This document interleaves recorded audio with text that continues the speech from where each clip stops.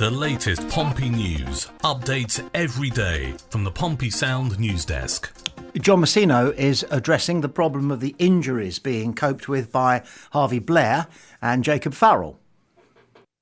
There's nothing the lads can do with a lot of the injuries, apart from maybe looking at lifestyle changes and really looking at the way they approach their bodies and everything they do off the pitch. It's as simple as that. They need to stay fit. You've got someone like Jacob who's played one game in 18 months, so when he gets back he just needs to stay fit. With Harvey, he's been here in fits and starts and played at Swansea. He just has to stay fit, so he's available for us to use him. No, it's impossible for Jacob to show what he can do if you're injured for that long, I suppose. We'll see when we see, right? The proof will be in the pudding. If he strings together a run of training and is available for games, that will ultimately boost my confidence in him. It's the same with Harv. We've seen it with him in little blocks. But recent history with Harv shows where he is at the moment. He played the last 2 games of last season. I don't think there is anything he could have done about that injury, but when he was out he came back for 2 games and then was out again. He's now back for 1 game, so we need to stay on top of him and keep him fit. Yeah, and that's the challenge, isn't it? And if they knew how to do that, well, if they know how to do that now, then they ought to have known how to do that then. So he says, John Messino, if you were paying attention, I tried, he's always worth listening to. There's nothing the lads can do with a lot of the injuries, apart from maybe looking at lifestyle changes and looking at the way they approach their bodies and everything they do off the pitch. It's not that long ago that professional footballers used to go training, then they'd have a game of golf, and then they'd go to the pub. And Brian Robson, Captain Fantastic he was called, legendary midfield player, hard man, great footballer, Manchester United and England.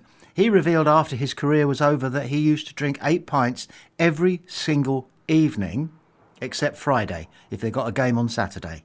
6 nights a week, a gallon of beer. And yet he could run and run and run. And to the best of my knowledge, he didn't go down with hamstrings and various other injuries that are wear and tear rather than impact. So is this what John Messino is alluding to? Are there still players? Do you remember we had a legendary player we called Johnny Lager? I don't think he drank lager all that much. In fact, I believe he said that he drank Guinness because that didn't make him feel hungry, because he didn't want to pork out on a takeaway or whatever there was in those days. So that was kind of interesting, wasn't it? He was prepared to, if you like, abuse his 100% fitness with stout ale. But he was drinking stout ale largely because it meant he could look after his body in terms of not putting on calories, food calories. So John Messino is alluding to that. Is he implying that any of the players who are having problems getting fit and staying fit need to cut down on drink, need to eat fewer pizzas and Mackie D's or whatever it is that they might be doing? Because you're a young, fit footballer, then you do need your carbs. But one would hope that the club, the medics, the nutritionalist, I believe we have a dedicated nutritionalist, I might be wrong, are providing them with a suggested diet sheet. But you're a young man, you're living alone in a strange city, a strange country, miles away from friends and family. It must be very difficult not to give in to temptation and have the occasional steak and double chips. And if that's what John Messino is alluding to, then they've got to give that a go. They've got to give that a go for their own sake, for the club's sake, and for the fans' sake. John Messino on the future of Pompey's 3 loan players. I know Chappers is constantly pushing himself to increase his attacking output and contributing, in terms of goals and assists. That is a big focus for us going into the weekend, particularly with Connor. He got a shot off early at Swansea, which tested Vigouroux when we broke, and there was one where we would have maybe liked him to have taken it on his left foot. When we're in those positions, a confident Connor Chaplin playing at the top of his game in the Championship will test the goalkeeper at least. It's just ongoing with Ipswich over Chaplin's future, because that moment hasn't arrived. That day hasn't come yet, but we'll keep in contact, and we have really good contact with everyone there at the club, so we'll make sure we stay in touch. We want him to stay. It's not quite happened for Bianchini yet, that's an accurate way to put it. That's one where he hasn't quite had that spark, which is also an accurate way to address how we've been attacking. With Minharik we see what you see from young loanees. It's been up and down and a little bit of inconsistency. He's got goals and assists when he's been in the side and everything in between.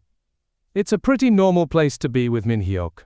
If you've ever seen the film Forrest Gump, there's that quotation in it where he says to the woman he's sitting next to on some park bench or waiting for the bus, he's eating chocolates, and he says, "My mama used to say that life is like a box of chocolates, you never know what you're going to get." And lone players, for me, and I think for most Pompey fans, lone players are kind of similar to that. We will understand a great deal about their potential because they're 18, 19, 20 years of age. Most of them, not all of them, of course. Connor Chaplin is hardly a teenager anymore. But generally speaking, we don't know very much about them, such as, Yang, for example, and in the past, Robertson, and then good old Abu Kamara. We didn't know much about them when they arrived. They needed bringing on, and we did a pretty good job. But it's a different box of chocolates with the three that we're talking about here, because it's probably fair to say that all three of them are better players than we've seen of them so far in a blue shirt. Now, the mysteries, of course, are why. And it's probably different in the case of each of those three players who have an obvious eminence, which, once again, hasn't managed to emerge in their performances for Pompey yet. So we know what Chaplin can do. He knows what he can do. It's up to him and the coaching staff and the Pompey players around him to help him find the kind of performance that he surely has in him and the goals that we know he has in him. But at the moment, there was one excellent effort at Swansea. I thought he took the opportunity really well. The ball fell awkwardly for him. He was off balance, but he managed to produce an excellent save from the keeper, the one where he blasted it at him. It was going in under the bar, and the keeper got a hand to it and pushed it over. That was a good effort. Poor old Yang has been bullied around a little bit in the Championship, and you'd expect teams to take that view with him because he's quick and he's skillful. But on a wet and windy night in Swansea, say, for example, Charlton for sure, he's going to get pushed around. He's got to find a way around that. The first couple of games that he was with us, he would fight back. I think he got yellow carded for one thumping. Revenge tackle, almost it was. Not quite, but almost a revenge tackle. Bianchini has obviously got a great deal to offer. What was his price tag? 2 million when they bought him. And they sent him to us in the hope that he would get game time and he would toughen up and learn the job of playing professional football at the front of the team in the Championship. And it hasn't quite happened yet. Will it happen? It will be interesting to see whether any of those players make way for another loan coming in from somewhere else during the January window. Our guess is that most Pompey fans, in their heart of hearts, hope that that is the case, and we do get a significant and contributive change of personnel in January. Am I right? We asked eminent sports journalist Steve Bone how Pompey should approach the Blackburn game. It's a must-win, isn't it? I don't like to talk about must-win games in first half of the season, but it feels like it is, doesn't it? After the little run we've had, 3 defeats, no goals since Millwall, this does feel like one where we've got to be absolutely on the front foot from the start, win every ball, win every tackle, fly into everything, try to get through, play as though you go out there and play as though you've got to be 3-0 up by half an hour gone, and see if you are. That would be my instructions to the players. It feels like a high pressure game. Okay, thank you for that. I'm going to finish by asking you if you would be prepared, and I know you always are, to stick your neck out and tell us not so much what you hope the score is, but what you think the score might be. I think it might be a 2-0 win to Pompey. And you can hear the entire encyclopedia of Steve Bone's thoughts on the current state of Pompey, the World Cup draw and other issues connected with football and Fratton Park by going to Pompey Sound Podcasts on your podcast platform and looking for the podcast that begins with the word Steve. Meanwhile, up in Blackburn, ahead of Saturday's visit to Fratton, fears are growing that Valérien Ismaël could be the third Blackburn Rovers manager in recent years to walk away due to the Venky's lack of investment. This comes after the Frenchman offered to sacrifice his own transfer budget just to get the club's problematic Ewood Park pitch fixed, after it caused yet another championship fixture to be abandoned. When last weekend's clash with Sheffield Wednesday was called off, it was the second time this has happened to Blackburn this season, following the controversial postponement of the Ipswich Town match in September. Ismail appeared to take aim at the club's owners, suggesting the state of the pitch simply had to be addressed. Speaking to BBC Radio Lancashire, he said, "If I can influence something, if we need to save money in the transfer market to add money to get a new pitch, I will be the first person to do it, because I want to see fans coming into the stadium, to make sure they can see the game. Money has been tight for the Rovers squad for some time now. This past summer saw senior players like Callum Britton, Lewis Travis and Dominic Hyams sold off and replaced with cheaper alternatives. But for Blackburn fans, this is nothing new.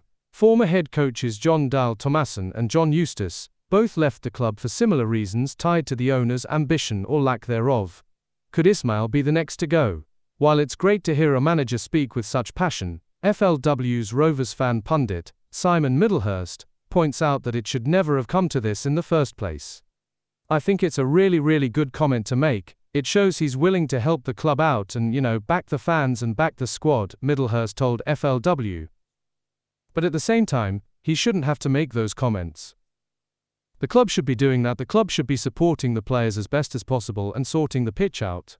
And Ismail shouldn't have to come out with a rant towards the club, he added.